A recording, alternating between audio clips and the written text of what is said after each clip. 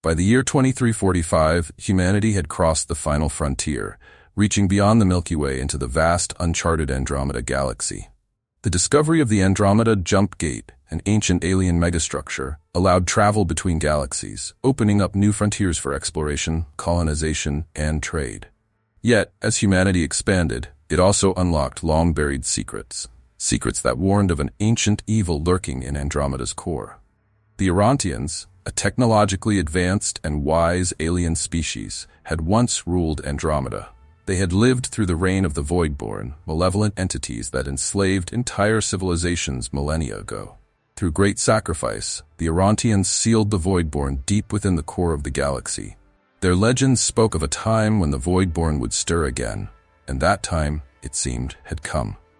Captain John Marshall, a decorated officer and strategic mind, was assigned to lead a joint human-Orontian mission aboard the Horizon, one of Earth's most advanced starships. Marshall was known for his calm under pressure and unwavering loyalty to his crew, and his strategic expertise made him the perfect leader for what appeared to be a routine mission: investigate strange energy readings from the Andromeda Jump Gate and return with data. But Marshall knew that no mission near the Jump Gate was ever truly routine. Among his crew were Dr. Felix Hartmann, an eccentric but brilliant xenobiologist with a passion for uncovering ancient civilizations. His fascination with the Orontians often led him into risky situations, but his knowledge of their culture and technology was invaluable. Commander Tarak, an Orontian warrior who had fought in many battles but had also studied the ancient Voidborn legends. He believed the energy readings near the Jump Gate were more than a coincidence, an awakening of the darkness his ancestors had fought to contain. Lieutenant William Johnson, a young, sharp-witted pilot whose instincts and quick thinking had saved the crew more than once. He was a rising star in the fleet, always eager to prove himself. As the crew approached the Andromeda Jump Gate, the energy readings spiked, and eerie anomalies began to ripple through the fabric of space. Upon arriving at the Jump Gate, Captain Marshall and his crew found that all contact with the nearby outpost Psi-42, a human Orontian research station, had been lost. The outpost was meant to monitor the Jump Gate stability, but scans revealed only silence. The structure drifted through space, seemingly abandoned, with no sign of battle or evacuation. Marshall ordered the Horizon to dock with the outpost, and he, along with Commander Tarak, Lieutenant Johnson, and Dr. Hartmann, led an away team to investigate. As they boarded the station, they found signs of a struggle: destroyed equipment, walls scorched by energy weapons, but no bodies. The eerie stillness unnerved the team. Dr. Hartmann discovered that the station's computers had been wiped, but fragments of corrupted data hinted at something ominous. The crew had recorded strange anomalies, dark energy pulses, sudden gravitational fluctuations. And then, one by one, the station personnel vanished. Commander Tarak recognized the patterns from ancient Orontian texts.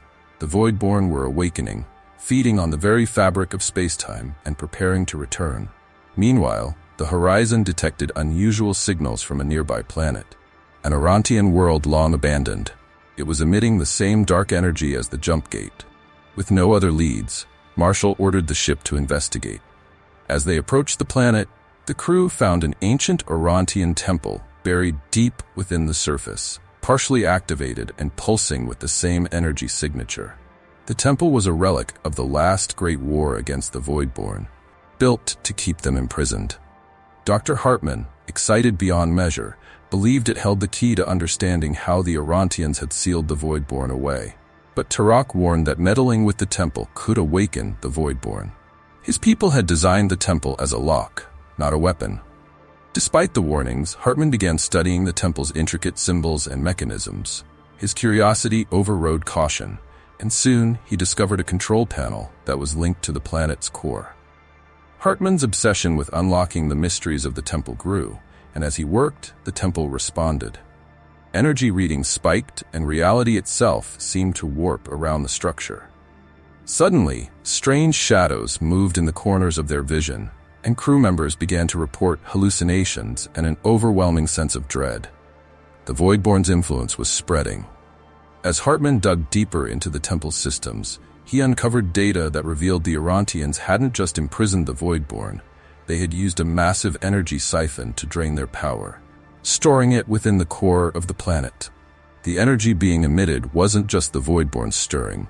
It was their trapped essence, waiting to be released. Marshall, realizing the danger, ordered Hartman to stop, but Hartman refused. He believed the energy could be harnessed, not just to control the Voidborn, but to give humanity unparalleled power. He saw himself as the one who could unlock the secret to controlling the Voidborn, allowing humanity to dominate the stars. The crew grew divided. Commander Tarak, furious at Hartman's arrogance, insisted they destroy the temple before it was too late. Marshall was torn. He trusted Hartman's scientific genius, but knew that meddling with forces they barely understood could doom them all. As tensions mounted, the temple's core reached critical levels. Dark energy began to pour from the planet, warping space-time around it.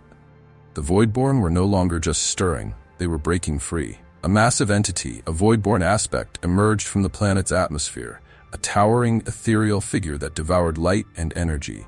Its presence bent reality itself, and its voice echoed in the minds of the crew, whispering promises of power and destruction.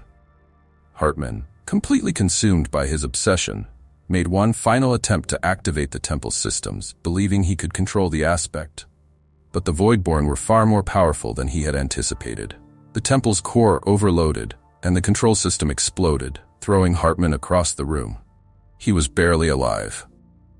Marshall and Tarak pulled him out as the temple began to collapse around them. The Voidborn aspect, fully awakened, turned its gaze toward the jump gate.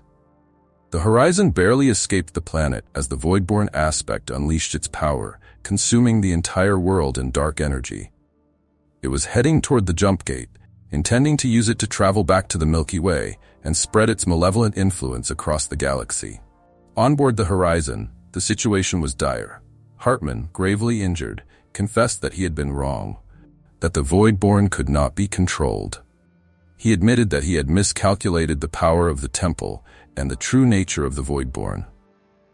Commander Tarak revealed that the Orontians had one last failsafe, a dark matter singularity bomb, hidden in the core of the Andromeda jump gate.